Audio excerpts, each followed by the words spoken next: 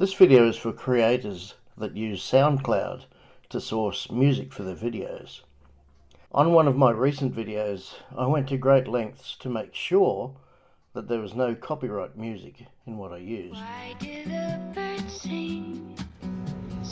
I watched a very informative video about how to find this. So as you can see here, it says Creative Commons license, and you can click on that to see like what specifically that means, but basically it means you can use it and you can monetize your YouTube videos. We want to head over to the filters and we want to use it commercially. If you want to modify it, you click on to modify commercially. I followed these steps and unfortunately, much to my surprise, I had a copyright notice from YouTube. At first I assumed that YouTube was incorrect. So I consulted a Google expert via the method I've shown you in another video.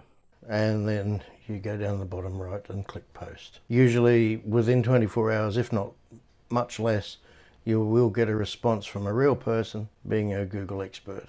And the short version of the story is YouTube was correct, because much to my dismay, what I thought was copyright permission to use commercially was actually a song not uploaded by the artist. SoundCloud always seemed professional to me, and I assumed that they would have pretty stringent checks and balances in place. But sadly, this is not always the case, because actually the more you look, there are many songs on there that are uploaded by a third party that has nothing to do with the artist. And it is those people that are giving permission for commercial use, whereas they do not have the right to give that permission, because the copyright always belongs to the artist or their representative. So that's something to be particularly careful of. You will find a limited amount of copy-free music inside of Creator Studio. However, the range is fairly limited at the moment, although YouTube have plans to extend this database.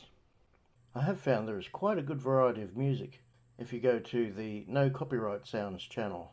They're free to use. All you have to do is add the links in the description of the particular video to your description.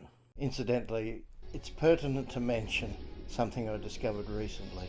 The other night, a snippet of my footage from last year's tax scam video, where I caught out a scammer on the phone, was used on A Current Affair, which is on Channel 9 TV in Australia. Part of a growing movement where punters are trolling the trolls and wasting their time. Nobody asked for my permission to use that footage, and this has happened before a few years back when we had the big floods in Brisbane. A couple of news stations apparently used my footage as well. Sadly, had they would have just asked, I'm pretty sure I would have given them my consent. With the Current Affairs one, I did upload that to my other channel, How To Hacks, and guess what? It had a copyright claim put on it. So I guess when you're a small person like we are, the rule is good enough for one person, but not big media corporations who just go ahead and use copyright and don't care.